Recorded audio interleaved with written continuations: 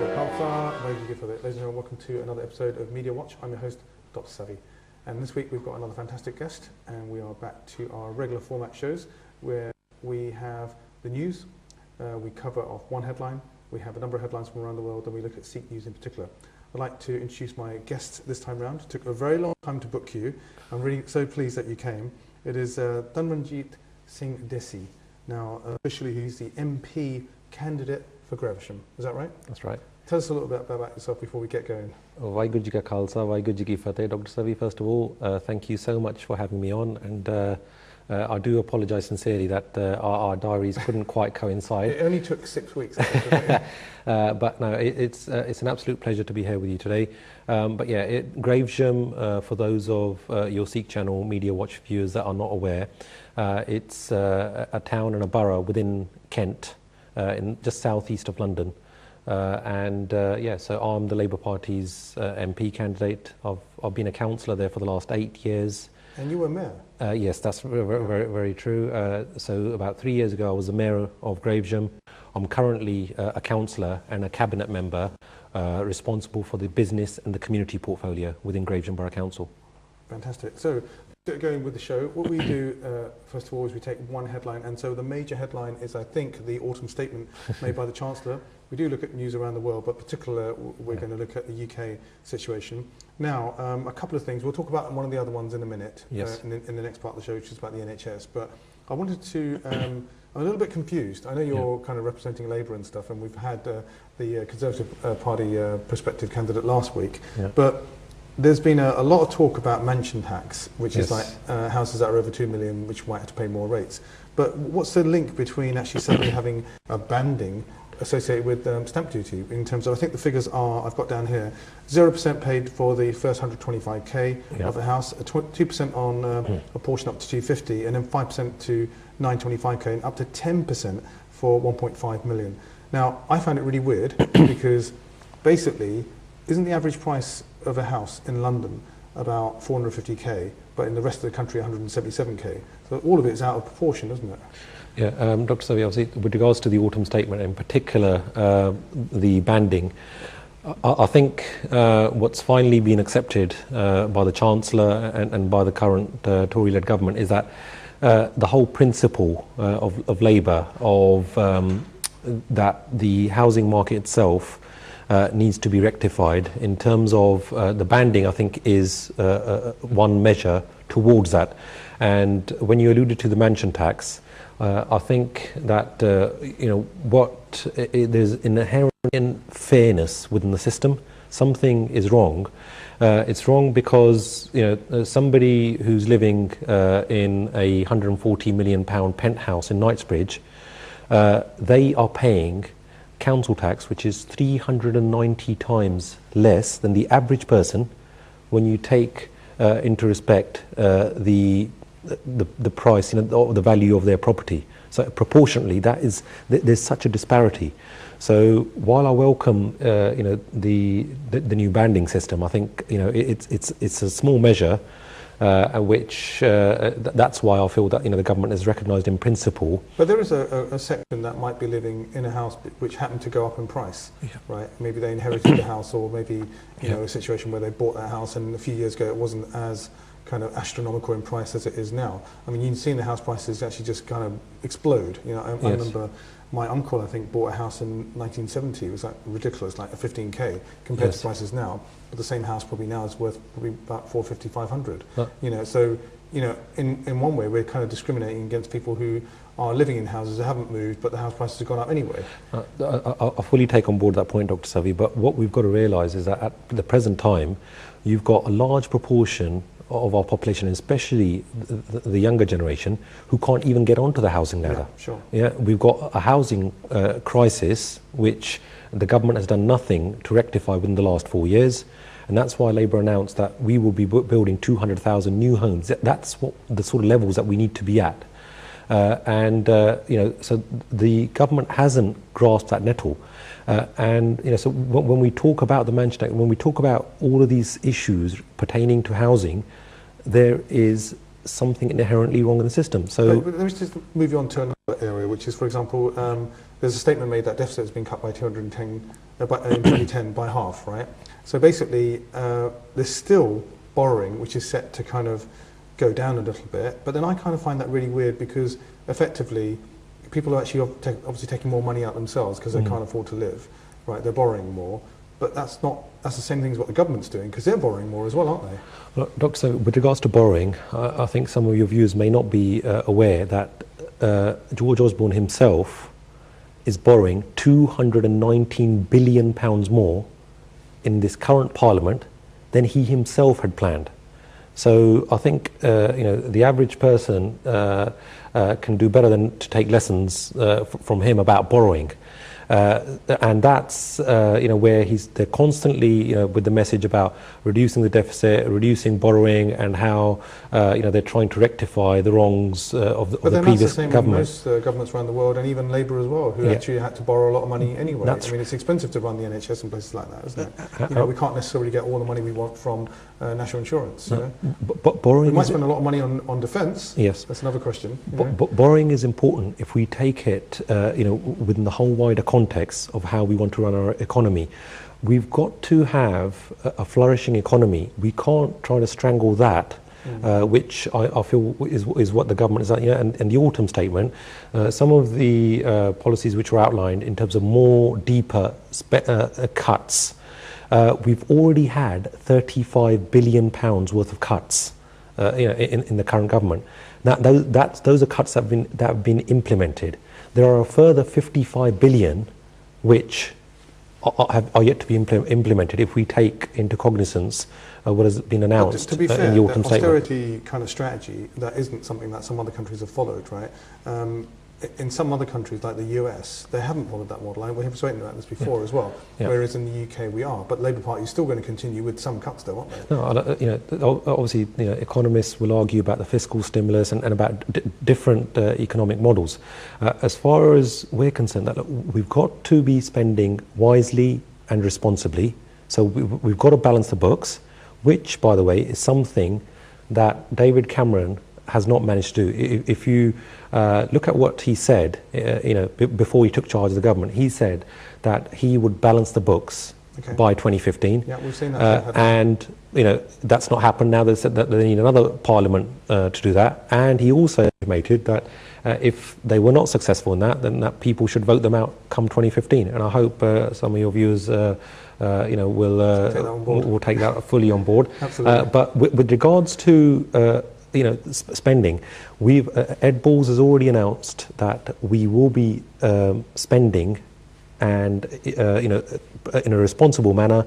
But we do not want to be cutting as deep as we're doing at the moment. I mean, just earlier this week, we had a meeting with the Kent Police and Crime Commissioner along with the Deputy Chief Constable. And what the sort of picture that's been painted is even our police force, which has only, and I'll say only, given that in local government we've had to face about a 41% cut in our grant from the government. Just with a 20% cut, they have actually let go of more than 1,200 police officers, and they're planning for a potential 800 more. So when you have this depth of cuts and austerity, it will have an impact on how our state and our country is governed. So that's why I think cutting it too deep we're actually working against ourselves, and that's why George Osborne has had to borrow more and more money. That's why he's borrowed 219 billion more. Part of the show when we talk about, and I did say we were going to come back to this, and we will actually be talking about the police as well. You're preempting my my point on the police, but that's okay. That's fine. That's good, because it is related to the fact that obviously it all costs money to run these services, and in services in particular, we talk about the NHS, right? Yes. Now, the statement that was made was, and this is George Osborne saying this on the BBC to the population, saying that he will spend an extra £2 billion. Now, I think people in the past have suggested that maybe that £2 billion could come out from the kind of fines against banks, or is there another story behind that 2 billion? Because if you look at it, the NHS bosses themselves are saying we need 8 billion. So 2 billion is like, my calculations work out to be 25% of what's actually, there's a 75% deficit there, isn't there? No, you're very right, Dr. Savi, to point out that most informed individuals, including the Chief Executive of the NHS, they're saying that they need an extra £8 billion. With regards to the £2 billion, which was stated by George Osborne, I think some of those figures themselves have started to unravel. As Ed Balls very rightly pointed out, that £2 billion is just recycled funds. Those were already within the Department of Health figures. There's a big argument that says that in the NHS it was like there's lots of managers, there's lots of people that kind of are administrators then. So is that where some of the wastage is? I think I think that the wastage is something which the government themselves have contributed towards. They actually initiated a £3 billion, £3 billion which the taxpayers have paid for a top-down reorganisation of our NHS. Wouldn't they do an ROI, which is a return on investment, and say if we spent 3 billion, we're going to save 5 billion? Did they not do that calculation? Is there not a reconciliation point where they can come back? Dr. Savi, the reforms, for our NHS were already in place. There were various mechanisms which, whereby the NHS was being reformed. Now, what nobody wanted and what nobody voted for and what nobody stated before the government came into being, either the Conservatives or the Lib Dems or Labour, nobody stated that they would be going for a top-down reorganisation of the NHS. Everybody agreed that it needed to be reformed, but not so, in such a detrimental and such a colossal manner. And if we look at some of the cuts and some of the figures that have been branded about, even the BBC and I think the Institute for Fiscal Studies, even they've stated themselves some of these cuts and some of the proposals are on a colossal level. They will actually change the state, not just the NHS, but the wider state, and we'll actually go back to funding for the state as it was in the 1930s, before Labour introduced the NHS, before the welfare state in its present state came into being. So I think we need to take a step back from what's actually been proposed, because I think that despite what the Chancellor might be saying, what in essence they will be doing is that the slowest recovery that we've had on the percentage point is not that high, but it is, at least the economy is growing though. That's the argument, isn't it? But it's been the slowest recovery, and that's the difference. I want to move this on because we've got limited time on the programme. I wish I could talk to you for longer actually, but related to this in terms of cuts, I wanted to also point out the fact that and we've got a picture of this as well. It's very target driven. The NHS is very target driven. Even there's a report today, talking about the fact that maybe some of the measures that are put in place aren't quite clear. And sometimes when it comes to GP surgeries and they're looking at them, they're going, actually we put them on special measures, but maybe our calculation wasn't quite right. You have like 4-hour targets for A&E, and then sometimes even that slips as well. We've got some figures to show you on that. But I wanted to bring on to the police thing, right? Because I think there's a direct link between the way in which we spend money, whether it be on public services or whether we actually target people to actually be efficient. Like you mentioned, the 3 billion spent, but where's the measure back? We can get carried away with all that. We note in Ferguson, we mentioned this last week in the US, we've had a statement seen from the leader, Reverend Al Shepperton. Now he's saying, is the jury system broken? Right? But then if you look at police's organisations all over the world, Rotherham, for example, there's only 5 arrests and there's been all that child abuse that's been going on.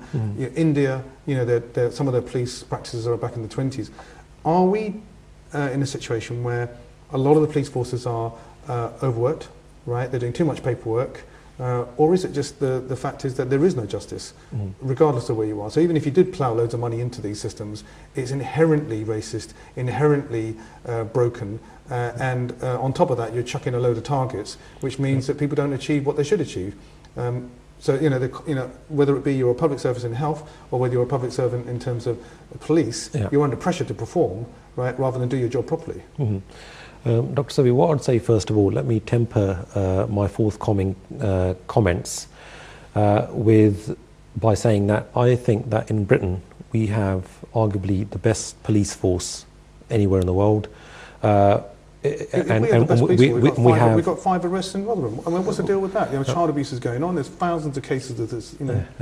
If you'd allow me to finish in the sense that's why I said let me temper that first of all. You know, when we're making comparisons with around the world and what you've just rightly alluded to with the US, India, and other parts of the world, I think that we have high quality officers, but even within Britain, we've had instances where the police haven't measured up to the higher standards which they themselves would want and which we as the public would want.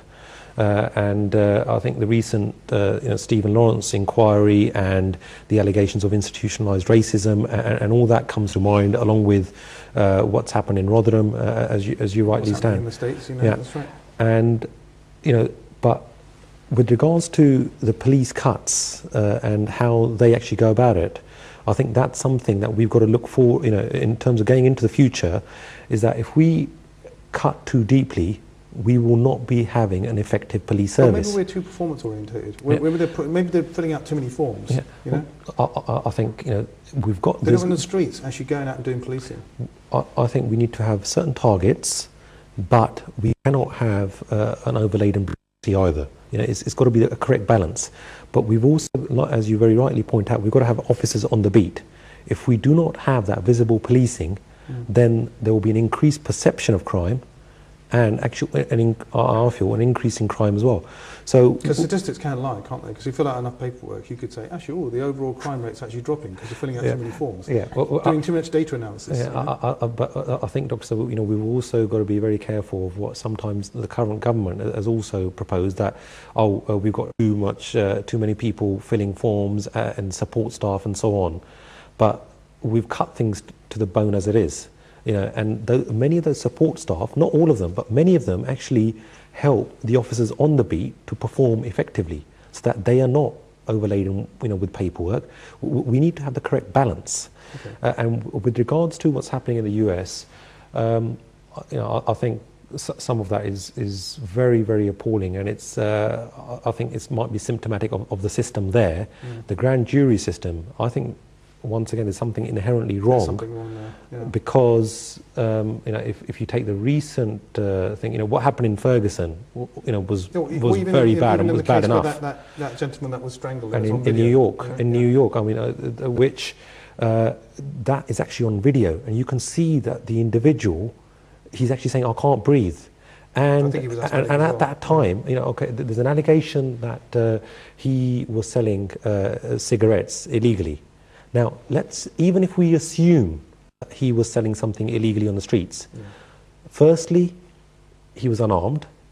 Secondly, he did not pose a visible threat to the 6 police officers that were accosted him to anybody around, the wider public, as well as the police officers. Absolutely. And for somebody then to put him into a chokehold, jump on top of him, and it's unacceptable. It's unacceptable. And I think even the NYPD themselves state that they do not allow chokeholds, even though they haven't made it illegal.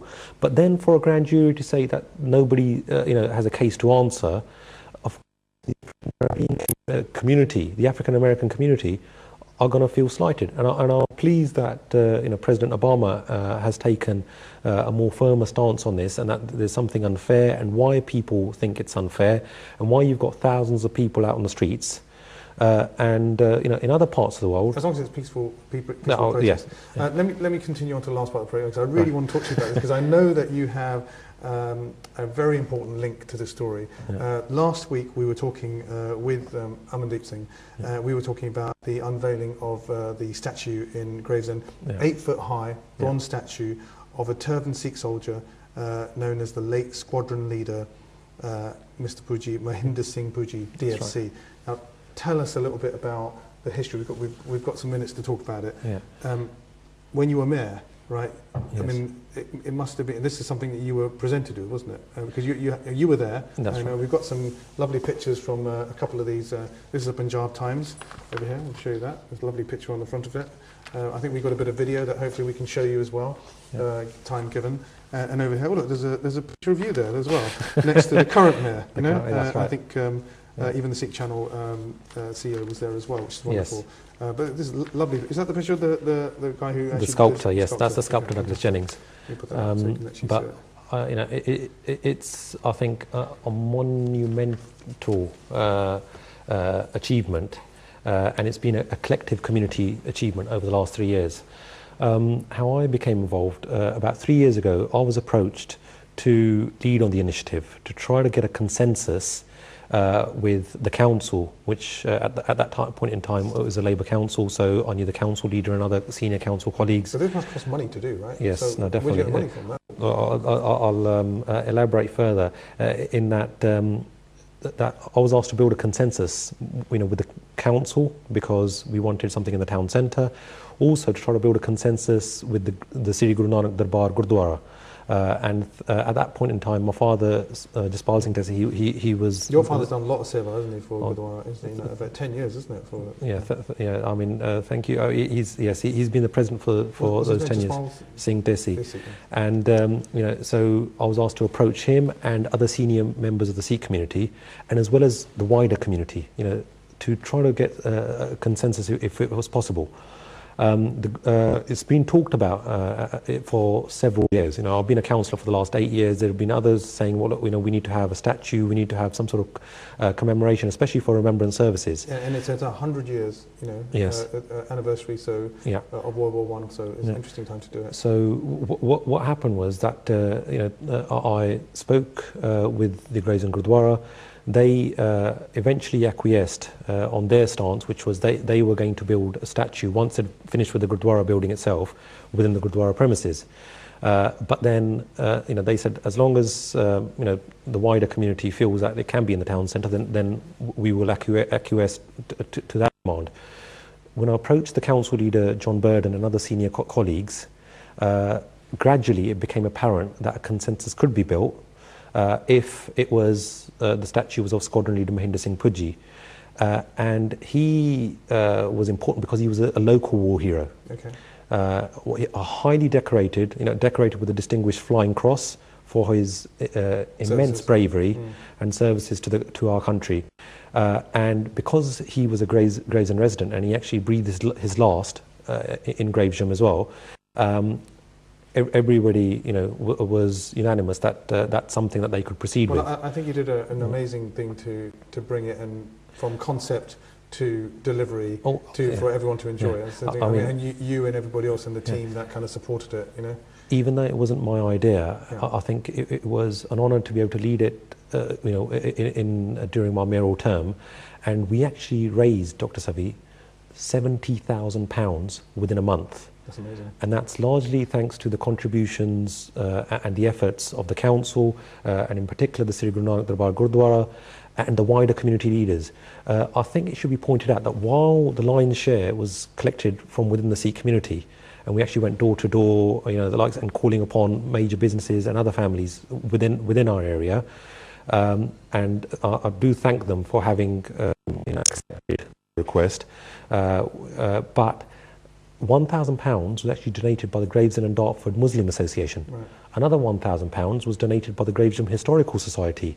So you can see that it's a wide community. Together, definitely, and it will help to and it's something integrate. That, if you look at it, it's fantastic where it's positioned as well, with the water at the back, and it's a prominent position. Rightly said. I think that's where the council and the Pujji family as well. It was good. I think his son was there as well, wasn't it? Oh yes, his son and his daughter and nephew, and it's a very beautiful location. It's right next to the River Thames, next to the town pier and the market. That's great. It's visible from the main road, but it's not just a statue of Squadron leader Mahinder Singh Pujji. It's there to symbolise the efforts from all of those communities from around the world that contributed to Britain and sacrificed. Okay, we're going to have to stop it there. Time just flies by when we always have great guests. Okay. And it's especially good to have you on the show. Thank you very much. We appreciate your time very much. Thanks so much. And I have to book your diary again in another 6 weeks to get you back. Oh, thank you. We wish you the best of luck in the future up and coming election. So until next time, Waheguru Ji Ka Khalsa, Waheguru Ji Ki Fateh.